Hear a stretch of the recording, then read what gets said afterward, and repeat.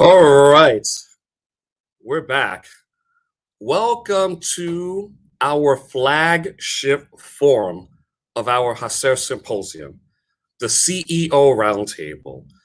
For 15 years, HACR has been the organization that has put together this special forum specifically for CEOs of Fortune 500 companies and HACR corporate member companies to talk about Hispanic inclusion from their perspectives and diversity, equity, and inclusion from the perspectives of the CEOs. This is a very, very important gathering. Not only have we been doing this for over 15 years, but it's also the longest lasting, oldest forum of CEOs for a Hispanic audience in the whole country. So we're really excited about this very, very special forum, our flagship forum, the HACR CEO Roundtable. So let's get started. To moderate our HACR CEO Roundtable, she is someone that is familiar to all of us around the world, whether you're in New York or Shanghai, whether you're in London or in Paris. Wherever you go, if you're in the financial markets, you know Bertha Coombs. She is a proud Latina, a veteran reporter for over 19 years at CNBC. Please welcome our moderator for our HACR CEO Roundtable, my good friend, Bertha Coombs. Sid, thank you so much for inviting me to be part of this roundtable again this year. It's always such a treat to be able to have these meaningful conversations with executives about equity and inclusion, even before they became buzzwords over the last couple of years. You know, I'm a baby boomer, and those of us who started in our careers back in the 80s or maybe even the 70s, we thought a lot about needing to sort of fit in and conform and, to make sure that we were on the right track in corporate America. But these days, young people don't think that way. And certainly after the pandemic, they really want to be able to be themselves. They want to be able to bring their whole self to their jobs and for the jobs to really recognize and see who they are. Joe Dominguez talked about that, and he says, it's not just the millennials and Gen Z that are demanding that. He's realized that as a CEO himself, he has to bring his whole authentic self to the job. Here's our conversation.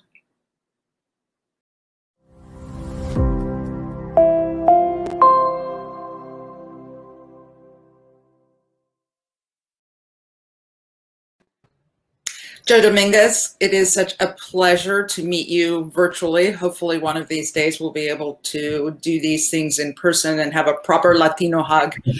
It'll be safe and I'll be able to do that. It's been such an incredible time. I think about all of the crises that have changed things in this country. I was talking to a young man this past week about his father having died in 9/11, and he talks about, he's 27, and he says, there's a whole generation that didn't live through that personally. So that's one of the reasons he speaks out. This past year, we've gone through a national crisis that has really challenged all of us to rise to the occasion. And for corporate leaders like yourself, it has to have been a very difficult time trying to find the right balance. Can you talk a little bit about what your journey has been this year as a CEO? It's been frustrating at times, challenging all the time, and incredibly exciting all the time as well. We're in a business where we provide electricity to 4 million families and businesses. So we not only had all of the challenges of the pandemic and the things you need to do with the workforce and personal protection, but also understanding the responsibility we had to the families and businesses that counted on us. And if you remember the early days of the pandemic, things weren't working, right? Food wasn't available, basic stock wasn't available. The hospitals were under tremendous strain. we were in a place where we understood as a key service provider that if we failed, then there was real risk that society would fail and that we would have massive societal problems. And so it was really exciting to be in that seat at that point in time. We learned a lot. I go back, Bertha, to the first conversation I had with our 6,000 employees at ComEd, and we got on the telephone really just probably a day before the shutdown occurred. And I talked to them about, honestly, the fact that we didn't know what this pandemic was going to be about. We didn't really know a lot about COVID or what safety measures we needed. We weren't able to get masks and other things that have since become commonplace. And the feeling I got from the employees was, where do we show up? Where do we show up on Monday to get the job done? And we've kept people in the field throughout all of this, and couldn't be prouder of the team, but it's been a remarkable experience. Building that team isn't something that happens overnight. And it's great, you hope that you have that kind of foundation in a moment of crisis. What are some of the things that you are proudest of, and what are some of the things that you've emphasized in trying to build a team? And particularly, this year, it's this past year and a half, there's been a focus as well on diversity and equity, and I have to think that as one of the few Latino CEOs, that puts a bit of extra pressure on you. I think it was part of the advantage we had at ComEd going into the pandemic, frankly, is that culture that we had built. I think every business relied on that cultural momentum, whatever they had going into the pandemic, to see if they could actually perform with a lot of employees remote. And diversity was a big part of that, not only diversity, but inclusion. At ComEd, we're about 50% diverse. So we have 50% of our workforce is women and people of color. And overwhelmingly, my senior management team, we have a senior management team of 9 going into the pandemic, and all 8 of the 9, including myself, were diverse. And so we had built a strong foundation, I think, of having an inclusive leadership. And we needed that because we needed a lot of ideas, unconventional ideas from different places that really carried us through the pandemic and allowed us to serve the way we did. And so I think the diversity and inclusion piece of that was probably the most important characteristic of the company going into that. In what way do you think? Well, because I think we realized early on we weren't going to be able to top-down manage this pandemic. There were just too many ideas that we needed to develop to be able to run the business in this kind of hybrid environment we were dealing with, where half our workforce was remote, the other half remained in the field. And so we really invited the participation of the employees to help us through understanding the particular challenges that they may have in their location, dealing with some of the restrictions that we had, some of the things that were coming out of the CDC, and applying them into our workforce. So it was important to walk into this experience with a culture where people were able to speak up, understood our values and our mission, and collectively were able to solve the problem. We would never have been nearly as successful as if I and the 8 other senior leaders at ComEd were trying to figure this out and implement it top down. So I think that more than anything else drove our success. And I wonder about how you feel about your role now that you've experienced this, and how has that changed your view of leading a major corporation? I think you have an acute sense of the frailty of all of it, right? How the things that you believe are time tested and never will change, and, kind of the bedrocks in the ecosystem, how quickly they could change and how quickly you need to be able to evolve. I think it's made us all more nimble as leaders and more appreciative of culture, frankly, and the need to maintain that going forward. We're going to, at the end of the pandemic, we're going to return to some sort of hybrid work environment, like most employers, where a lot of the folks who are working remotely today will continue to work remotely. We're going to try to figure out how to bring them back into the office for some, period of time, maybe a couple days a week or 3 days a week, depending on job function, all the way to people who are going to continue to be remote for the remainder of their career. How do you really kind of keep that culture going becomes a real interesting thing. If you buy into the notion that we were feeding off the momentum we had built in our business over the course of 100 years, creating this culture, how long does that momentum last in this new environment? And how do you keep, the things that were working for you culturally going in an environment where we're not really likely to get back anytime soon to meeting in the office all the time? Your journey to this kind of leadership post is interesting. You began as an attorney, and that has been your role throughout your growth. Initially, you were an assistant U.S. attorney. I'm just wondering, talk a little bit about how you found your way to this type of leadership post, and what do you think were some of the things that helped bring you here? What are some of the skills that you tried to develop as you grew along the way? I think, Bertha, you're right. I actually started my career as a design engineer and spent time doing that, went back, became a lawyer. Whether it was managing engineers or managing lawyers, it's very different managing those discrete groups from managing a culture that's far broader.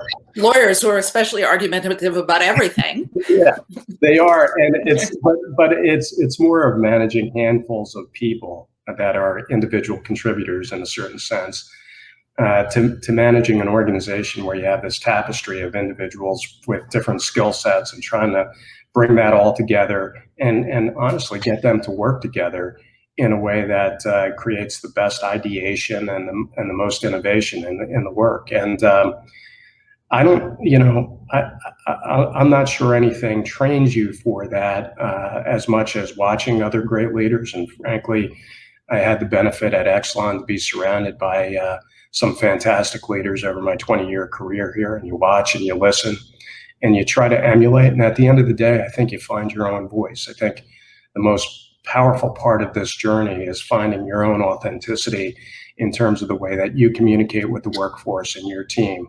It's great to watch other great leaders, but you can't, and you can pick up things, but you can't ultimately be anyone else but yourself. And bringing your real self into the job is huge, but it's hard. It's hard. It's hard even for a CEO. I talk to our folks about this all the time. There are a lot of things that I get tossed into where your default is, well, what does central casting for a CEO look like in a particular circumstance? And you're not being authentic. You're not being real. You're just trying to pretend the role based on the expectations others might have for you. If I feel that as the CEO, if I feel this kind of overwhelming pressure to be someone else, you can only imagine what it's like for our folks. And one of our mantras is bring your real self to work. Well, that's not always easy. So creating a culture that invites the different ideas and different experiences into it and really gets the value of diversity of our workforce is always a challenge. It's a challenge for us individually, and it's a challenge in leading a large group. And I talk openly about that. I probably wouldn't have done that before the pandemic, but I talk openly about my experiences and the day-to-day challenges I have, because I want to make it real for the folks I lead, that they need to understand they don't go through these challenges by themselves. They're not working in isolation. We all feel them, and we all have to overcome them together. One of the things for people like us is bringing, I remember, I'm old enough to remember when, as a woman going in for my first job, I wore a little floppy tie because that was the fashion. We were kind of trying to be like men with our official little ties and blazers, and as a Latina, sometimes it was something that I talked about, but it wasn't something that anyone necessarily, wanted to hear about or present. Probably not until I worked in Miami, where it was like, oh, I'm now part of the majority, not the minority. Was it something interesting?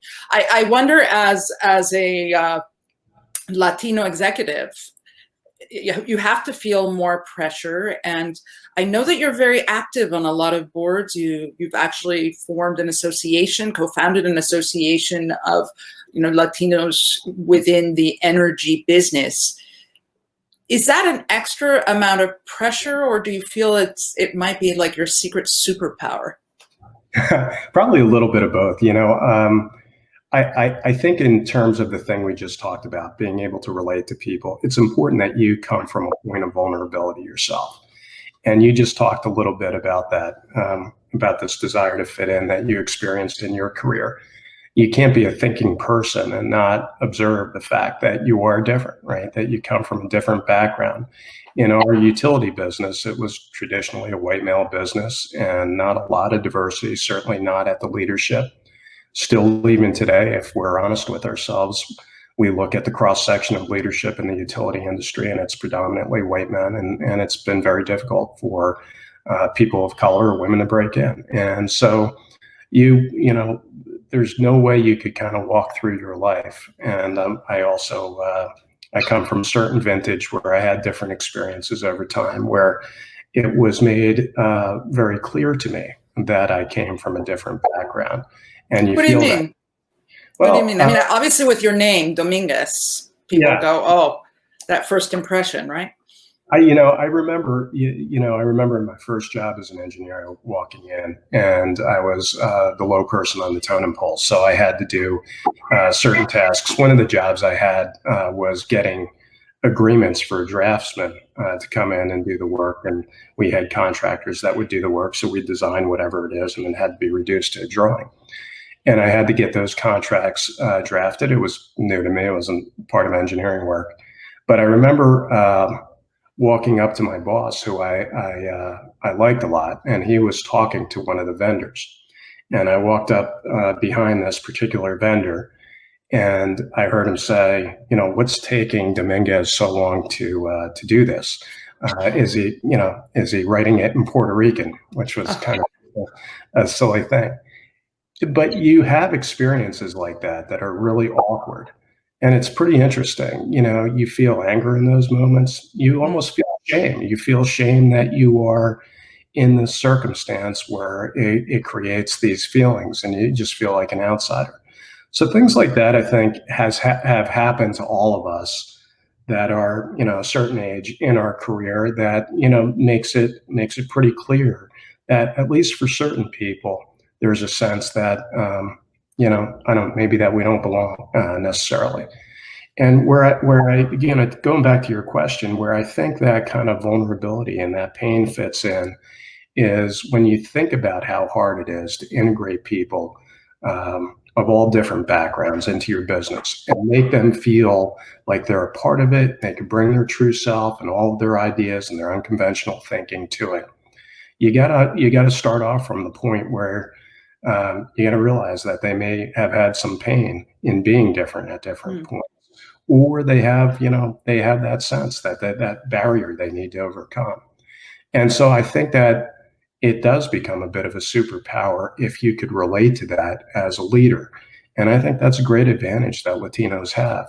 We're a culture that interestingly lies between a lot of different things. We're between the different cultures.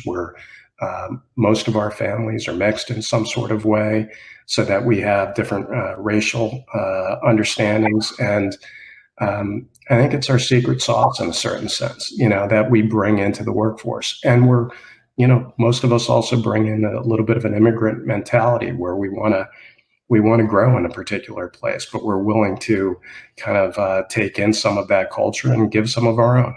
It's pretty cool. My family in some ways is immigrant culture on both sides. My father's parents, or his grandparents, were Jamaican, as were his parents. His mother was actually born in Panama because her father had gone from Jamaica to work on the Panama Canal. And then she didn't want to go back to Jamaica. She went back to Cuba, and that's where she met my grandfather. So my West Indian Cuban roots, I find they're a little more ornery. And that's what I think about when we're kind of immigrants. You know, we're sort of ornery people who say, you know, I know where I am right now is what I know. It might be safe, but I feel that I can do better, and I'm going to move on. And that's something that I always have tried to bring to my career as well, thinking this might be the safe bet, but I'm going to take a chance and do something else. As you look at young people today, I think that they have that same sort of ornery optimism as well. They seem to come into the workforce and say, yeah, we know these are the rules, but we want more for our lives. We want more balance. We want to be seen for who we are. And Latinos are a big part of this next generation. I'm wondering how you're learning to deal with that and how that is, you know, changing your view of leadership. Well,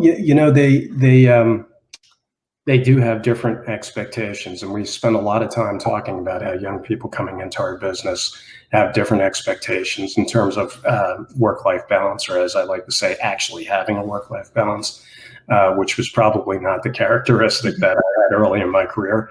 But they expect that, but they also don't, they also don't,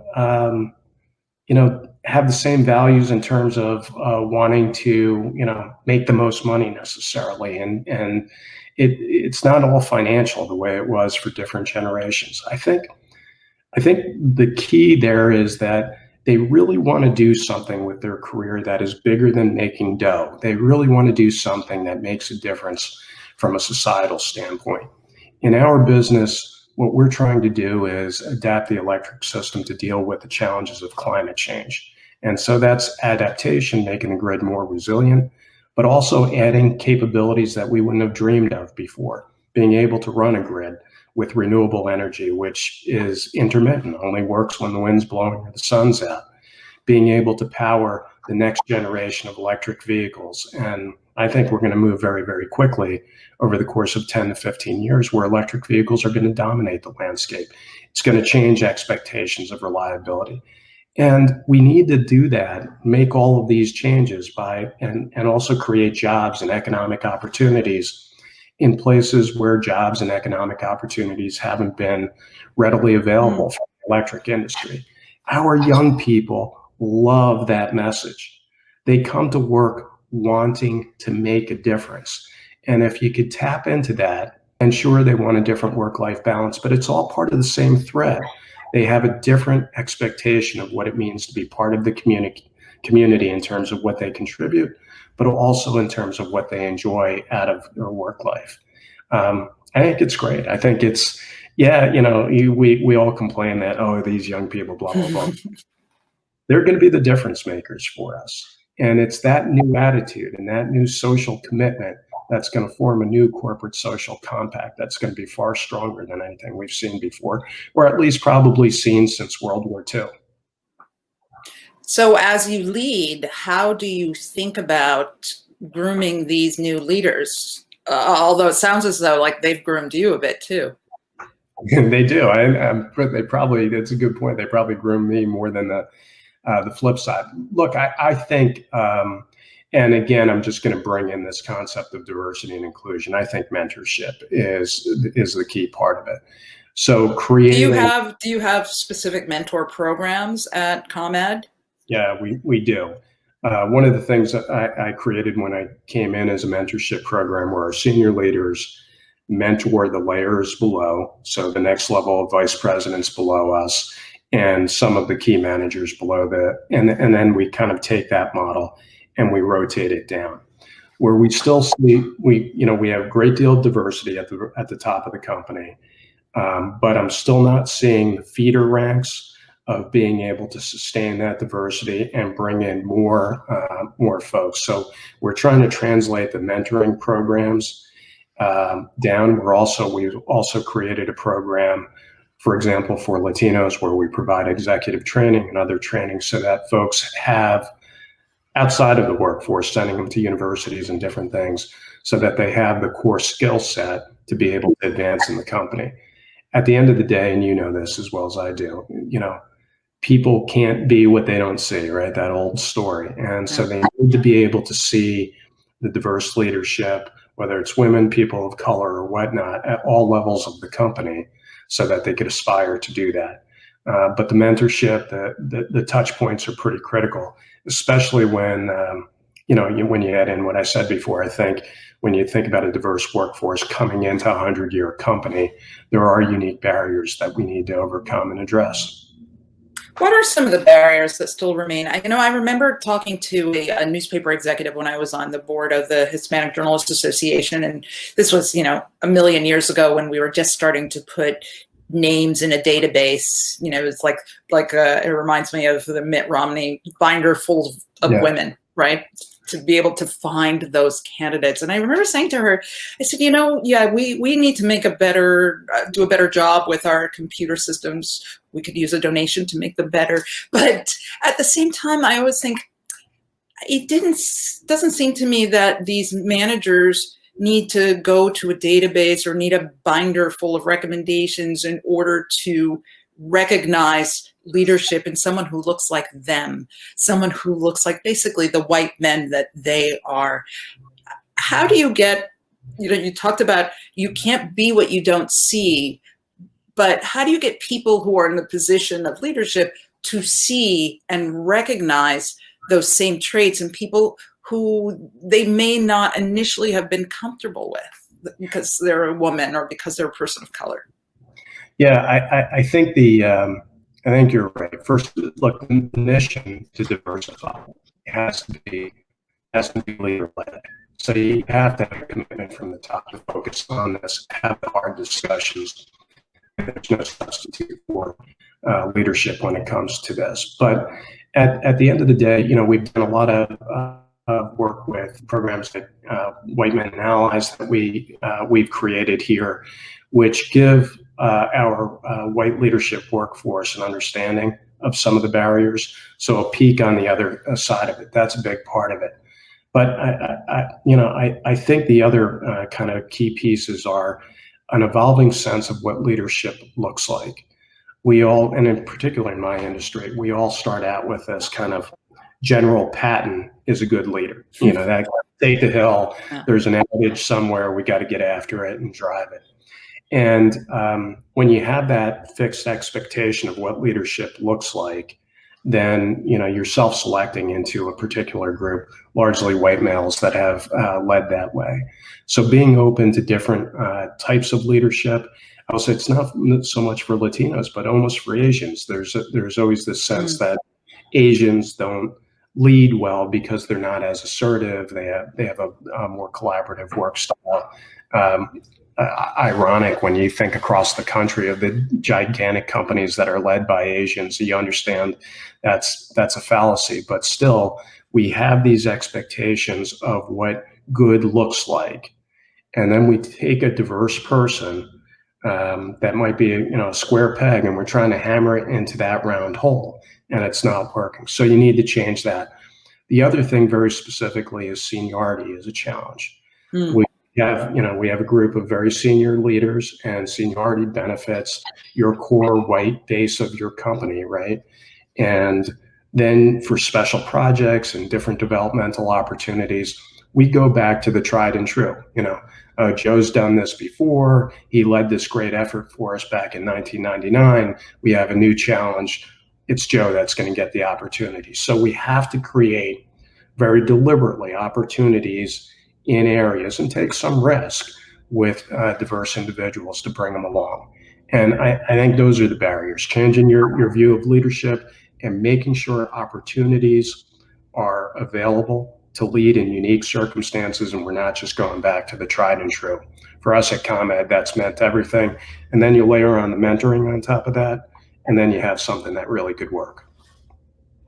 My husband pointed out to me this address by Navy SEAL Admiral William McRaven a few years ago when he went back to his alma mater. And because I am a person who always makes her bed, always have. I do the hospital corners. And that's what Admiral McRaven said. If you want to change the world, start by making your bed. It's a cardinal habit. It's something that gets you going in the day.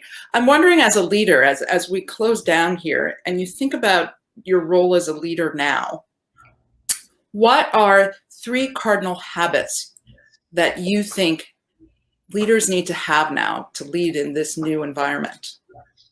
Well, I'll go back to the well a little bit on my first one: authenticity and a bit of vulnerability, right? And get your own head out of the notion that people are looking for a general pattern who's completely certain about everything they're doing, and understand that they want to see that vulnerability. They want to see it in you because it helps them to believe that you understand it in them and want to bring it out. Number 2, talk to people at all levels of the company. It's very easy as you become a leader, especially as you get up to a CEO level or C-suite position, to begin isolating yourself with those folks that are around you. And a lot of times those are the folks that are most likely to want to tell you the things that you want to hear. Be able to go a little bit deeper. And then the third thing is think about the future. And I know that sounds a little crazy, but I think as leaders, we get bogged down into what we're going to accomplish that particular day or week or month, quarter, and you lose sight of what you want this organization to be 5 years from now. And in certain cases, over a time horizon that is beyond maybe the time you're even going to be at the company or working. I think spending time on that is incredibly critical, and you need to do it every day. So make yourself vulnerable. Get grounded by understanding all of the people you connect with and the stakeholders in your ecosystem. Create time in your calendar to make yourself accessible. Be skeptical of the nice things that people say about you, because the higher you get, the more likely people are going to want to say nice things to you. And take time to think about a longer term vision for the company or for your organization that maybe even lies beyond your own personal time horizons. Well, I hope you don't take this with any skepticism at all, but Joe Dominguez, I've had a great time. I think this has been a wonderful conversation, and I really appreciate you bringing your authentic self and sharing your thoughts today. Well, I'm a big fan of yours and watch you all the time. I will take you up on that hug whenever we're able to do that, but thank you. I really appreciate being part of the conversation.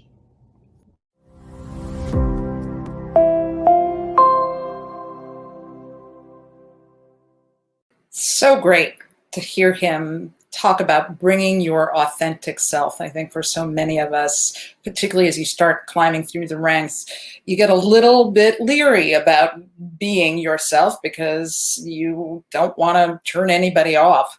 Our next CEO, Tom Greco, is a bit of an outsider himself. He is originally from Ontario, from Canada. He's been the CEO of Advance Auto Parts since 2016 for 5 years now. And before that, he was CEO at Frito-Lay for 5 years. Talk about having that outsider perspective and bringing it to a new place, essentially, a new arena, she wanted to say. So I'd like to welcome Tom. Hopefully we've got you. There you are. Thanks so much for joining us. So, we just heard Joe talk about bringing his authentic self. I wonder for you, what's been the big challenge this past year to really try to be authentic as we've had to lead through some pretty uncharted territory? Well, good afternoon, Bertha, and thanks so much for having me. First of all, it's an honor to be here with this group today, and to all the attendees, I'm really excited to speak with you about some of the things we're doing at Advance. So first of all, the past year was unprecedented for all of us, and there was really no playbook for it.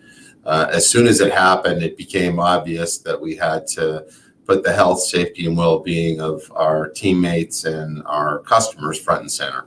And it really caused us to make some pretty big changes in what we had planned for the year. We started every single day with that in mind.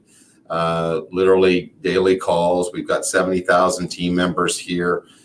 We were an essential business, so we stayed open. So we had to make sure that our stores were safe for our people to go and work every single day. And that was a pretty big undertaking in and of itself for several months.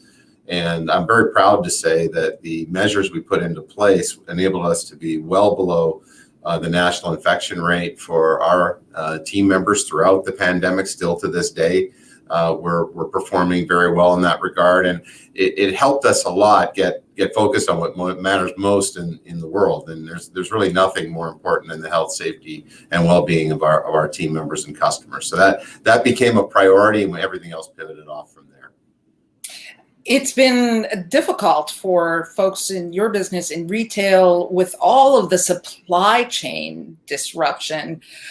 Talk a little bit about how you've been able to manage that and how people maybe have made the difference in trying to work that out. Well, it's caused us to move with a lot more agility and speed, Bertha, than we normally would, because you just don't have the time, to make the decisions. It's funny. I'll give you one example. We brought a new marketer in the middle of 2019. He had a terrific background, came from my former company. He did a lot of research on our customer base, which we should be doing to engage our customers. And we had an advertising campaign that showcased our team members in the stores, because for us, we're only as good as that experience that a customer's having right now in one of our Advanced Auto Parts stores with one of our team members. And they are really a very big part of our brand. So the advertising campaign was designed to showcase our team members to customers all over North America. And of course, we filmed all of this stuff in the latter part of the year. We brought, some of our top people from all over the country to participate in this commercial. Team members from Puerto Rico and Florida and Texas and the Northeast, and they came in to shoot this commercial. And then February came along, and we started to look at the final cuts of this commercial. We were excited about it. Next thing you know, there was a global pandemic. We essentially had team members standing about this far apart from our customers, and we said, well, we can basically throw that in the trash can. We can't use any of that because social distancing for very good reasons was important at that stage. So we had to pivot the advertising completely to something that we felt would be relevant at that point in time. And we knew that people were not necessarily going to be comfortable going to retail stores, to your earlier point, during that time period. So we launched an initiative called Advance Same Day, which means that you can come into the store and get what you want in 30 minutes or less, or we would ship it to your home for free. We deliver it to your home for free, which was a huge undertaking for us, but we stood it up in 30 to 45 days. And honestly, Bertha, that would have taken us a year to do under normal circumstances. So dealing with the environment we're dealing in, it does create a level of ingenuity and creativity that is very connected to the DEI agenda broadly, in my view, because that's one of the big benefits that you get with the DEI agenda is innovation, creativity, and agility. Looking at your executive team, you have 2 of your 5 executive VPs are women. And then as you get to the next level of vice presidents, there are a number of women and people of color. How deliberate is that? And how did you go about trying to make sure you had that kind of a diverse team?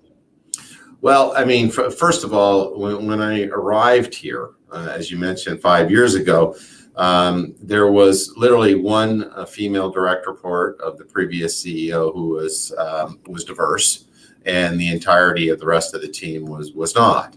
And so we had to be very, very intentional about it. I got myself a terrific head of human resources.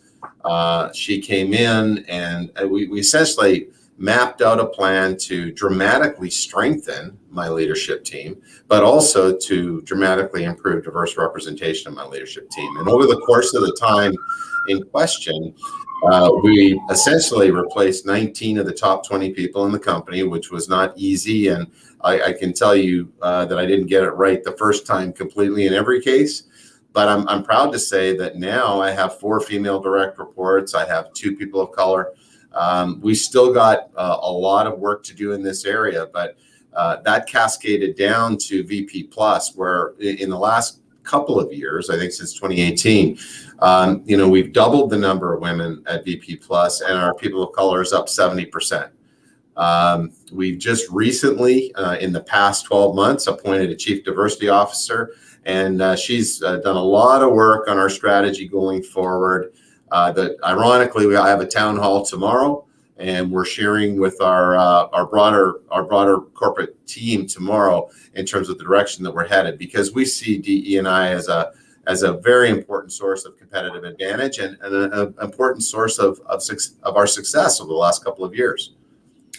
When you look at the census numbers and you look at this next generation, Latinos make up 25% of Gen Z. So they are going to be a big factor going forward in the workforce. What are some of the things that you will be talking about tomorrow as far as what you've achieved so far and where you want to move the company? Yeah, great question. I mean, what we've done a lot of research, Bertha, first of all, on this topic, and there's a couple of what we describe as broken rungs on the ladder. Clearly at the frontline manager level. So in my case, we've got 4,500 stores with general managers in the stores, and then we've got district managers above that level. In our distribution centers, we've got our first line supervisory positions in there. And what we find is we're not as well represented as we move up into those roles right out of the gate. And so, we've done a lot of work on what might be causing those shortfalls at this point, and we're beginning to action against those. What are the particular barriers that are out there? What are some of the interventions that are required by my leadership team to change that answer? Then you see it again up into the director to vice president level, and even into my executive team. In that case, because we're building a promote from within company, we've had to make massive changes here. It's a turnaround. The company was not performing well previously. The first 3 years after we integrated were not very, very successful, but 18 through 20 were much better. And now going forward, we've got to continue to improve, but we don't necessarily have the nucleus to go right up into that VP level. So we're having to go out and get a very focused recruitment firm that can help us find great Latinas, and bring them in and inject them at key leadership positions in roles at more senior levels of the company. So it really emanates out of the research that we've done, the insights that we've derived from that, which leads you to a series of interventions. For lack of a better term, that's what we're calling them, as interventions. And what we've done is we've assigned each one of my senior executives with one of those interventions, so they're accountable for it. We're going to start communicating in functional groups, smaller groups, because we want broad scale engagement to this agenda throughout the company, which is the key to success with the DEI agenda. And I wonder what the reaction has been. You talked about how it wasn't smooth. It was kind of difficult to really make that kind of change among your leadership team. Are you getting some pushback, or do you worry about alienating some of the white men who are on your staff who feel like, hey, now I'm being treated like I'm the bad guy? Yeah, I try very hard to use a term that I learned a long time ago, which is assume positive intent, throughout these discussions, because In many cases, it's just self-awareness. It's ignorance in many cases in terms of people just not understanding the dynamics around it. So if you assume positive intent and you continue to discuss the merits of diversity, equity, and inclusion, and for us, it's inextricably linked to our business strategy. I mean, that's the core message that we consistently deliver. That, for us, being a very people-intensive company, the way we look at it is if we take care of our team members, they will in turn take care of our customers. And if we take care of our customers, our shareholders are going to be very happy in the end. So you really have to start with your team members.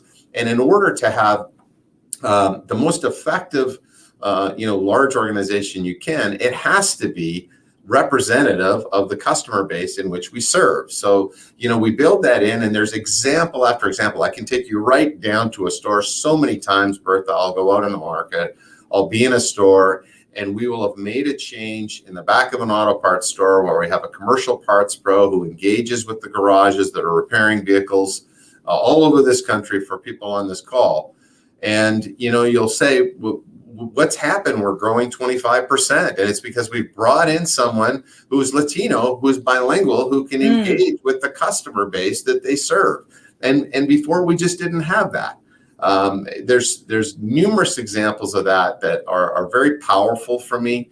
And the reliance on relationships, it's funny in an era where, and I love technology. I am a data junkie and all of those things. But relationships still matter in my business. And for us, we have to be able to build that connection with the customer. And we have to have a visceral understanding of what that customer is going through and what's important to them and their family and their business and all of those things.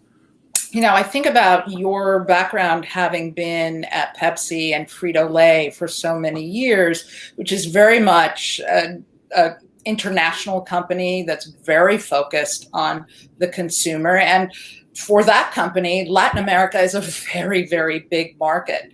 And I wonder, having been an executive with leaders like Indra Nooyi and Ramon LaGuarta, whether that made it easier for you to be able to visualize and see people of color in leadership roles. Oh, absolutely. I can remember back to 1999, literally. I had been asked by the chairman of the company at the time to go back and run our Canadian business. I'd been in the U.S. for a couple of years. And I asked him, because at Frito-Lay, single serve is a very important part of the business. It's individual consumption or immediate consumption. It's very important. And so I asked Steve Reineman, who was the CEO at the time, where's the most developed, the best market in the world for single serve? And he told me, you need to go to Mexico. You need to meet a person named Al Brew. And Al Brew is a great friend of mine. He's Cuban. He had come up through the system in Frito-Lay, through the manufacturing side. He was an engineer. I went down and spent some time with him in Mexico, in Sabritas, which is one of the jewels of PepsiCo. It's one of the best performing businesses, has been for many years, for a whole bunch of reasons. But I developed a relationship with Al, and then lo and behold, in 1999, he became my boss. He was running the North American business for Frito-Lay. And it was really with him that I learned here in the US, obviously being very different than Canada, the importance of the Latino market. And what Al showed me is how to start to bring innovation to the market. We brought product after product, Lay's Limon, Abudadas. There was a series of Sabritas related innovation that came to us, from Mexico, that has to this day is continuing to grow because, as you said, we're continuing to see tremendous growth in the Latino population. It's a huge driver of growth for companies all over this country. So, having seen the success that he brought to Frito-Lay North America firsthand, I've never forgotten that, and I've always, tried to bring that thinking into the agenda that is constructed to drive growth. And And I wonder about also just the fact that you have had so many, top executives who have been people of color. What has that been like for you, or does it make you just not think about it? Well, I mean, first of all, it's vitally important. I heard Joe reference it in terms of having, clearly you want to drive the wedge in at the top of the organization and be very definitive about that. But it's also important to drive growth in your company. And I'll use Frito-Lay. When I was the CEO of Frito-Lay from 11 through 16, we were pretty underrepresented with Latinas in the marketing department. And at that point, it became obvious to me that we had to change that. We promoted. We had a lot of very talented Latinas. They just were not necessarily in the jobs where they could make big decisions. And we promoted several of them. I'm so proud of the group that came up through the system there. But it became very obvious to us how to grow our market share much more demonstrably than we had been growing it. And we sub-segmented the market. We were able to, to take a look at the general market in the U.S. and then look at the Latino market in isolation, which was growing faster. And we hadn't been growing our market share in the Latino market. So we got focused on it. We had, marketeers who could really connect with the consumer, and they were able to make a big difference in our performance. So it's not just about having people at the senior levels that people can look up to. I think that's very important, but it's also having the visceral understanding of the customer in which you serve. And in order to do that, you need people who grew up in the community and can understand the nuances associated with these markets.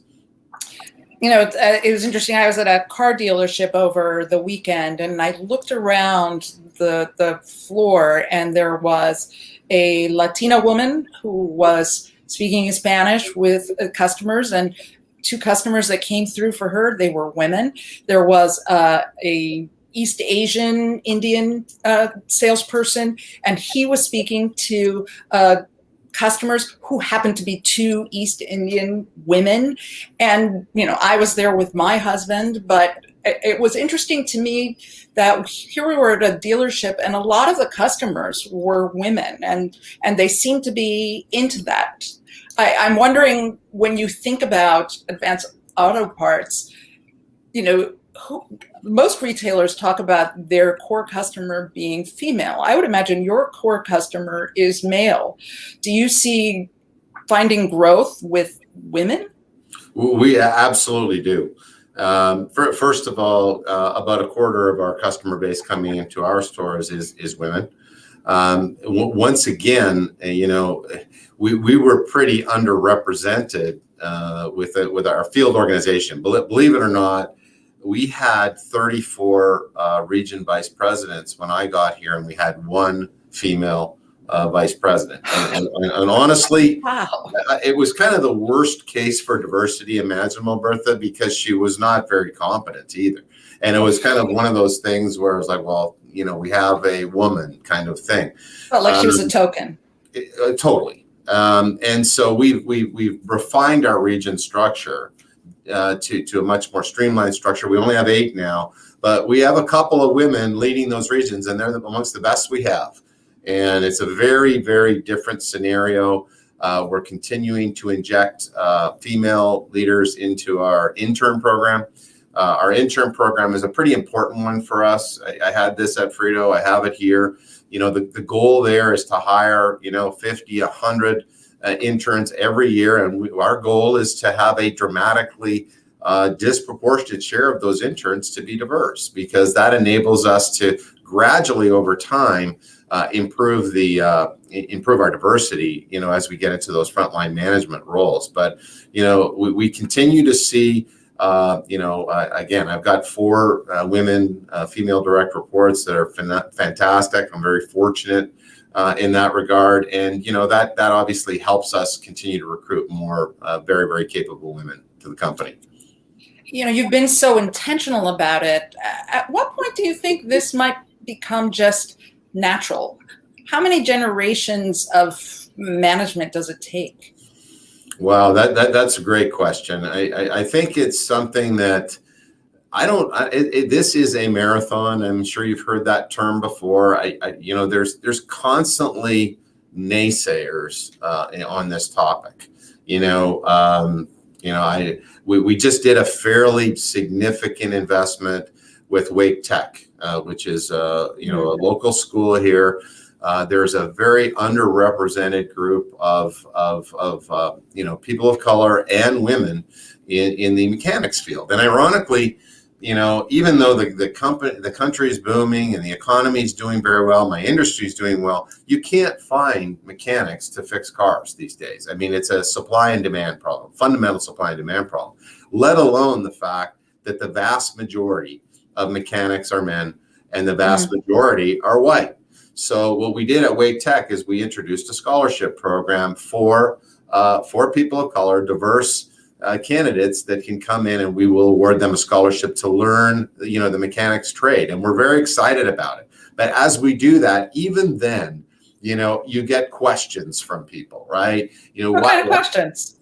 Why are you doing this? Why are you doing this? Why don't you make it for all people? Why are you differentiating for the, you shouldn't be differentiating. You hear words like meritocracy and things like that. The reality is it's not a meritocracy. So, we're doing this because we believe it's good for our business. It's good for our customers. And in the end, there's going to be people that are on the sidelines. Now, I can tell you that in my company, champion inclusion is one of our core cultural beliefs. I embrace diversity of people, thoughts, skills, and styles to deliver results. And we've made that very explicit. I can talk about how that came to be from the development of our cultural beliefs a couple of years ago. I think in general, it's permeating the organization. We have a very high level of awareness, over 80% of that of our cultural beliefs, which is fantastic. However, there are people that will opt out along the way. For whatever reason, and I know that's an unintended outcome, but it's a reality. I mean, I will just tell you that. So I'll put the question to you as well. I won't quiz you as to whether you made your bed this morning. I made mine, but what for you are the 3 cardinal habits you think that a leader needs to have now?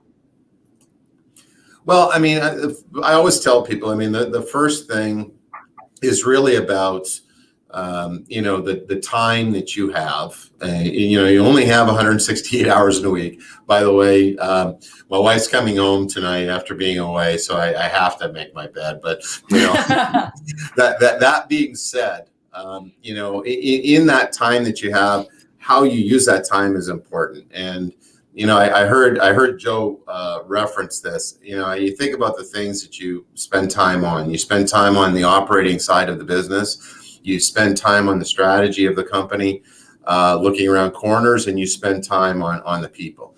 And the first thing I will tell you is you have to invest a significant amount of time on the people in your company.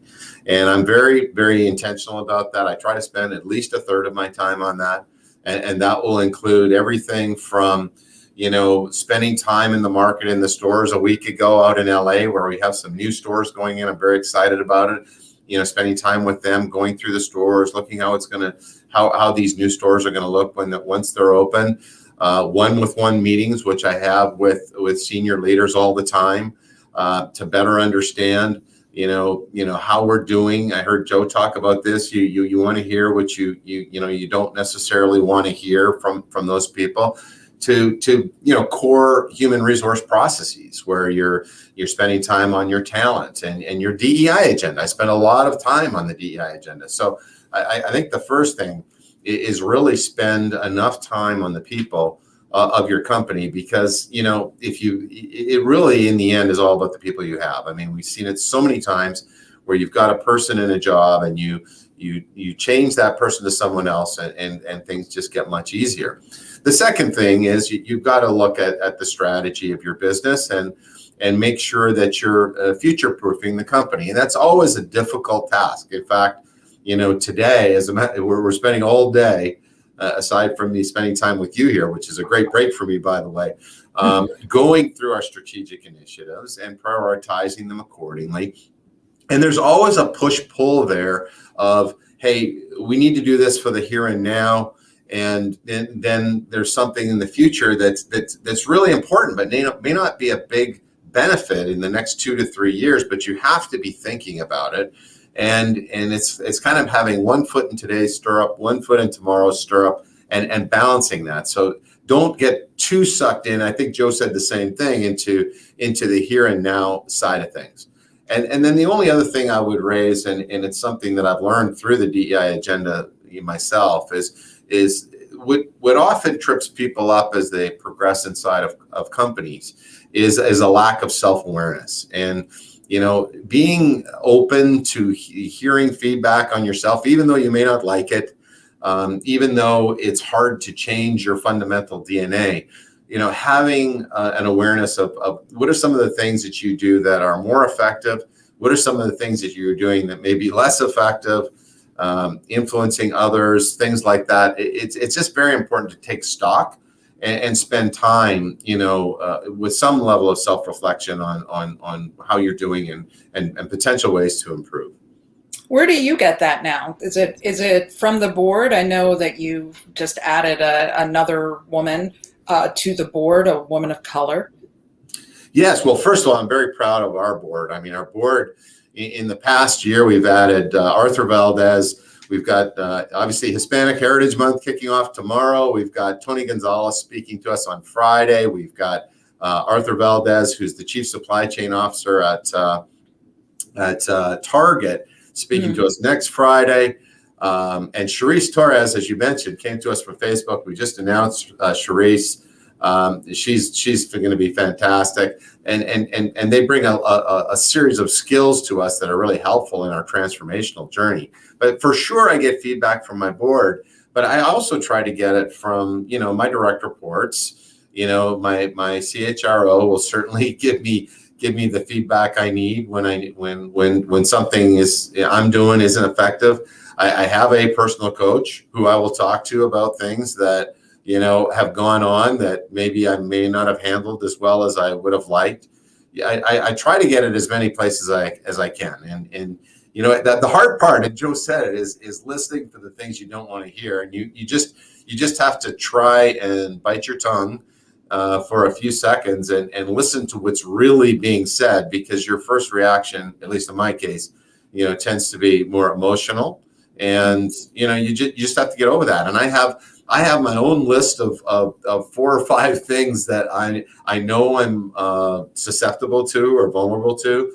I'm a lifelong learner. I write things down that I've learned over the years. I keep what's in a Word document now, but it's kind of I euphemistically call them key learning experiences, but it's really things where I kind of screwed up over the years.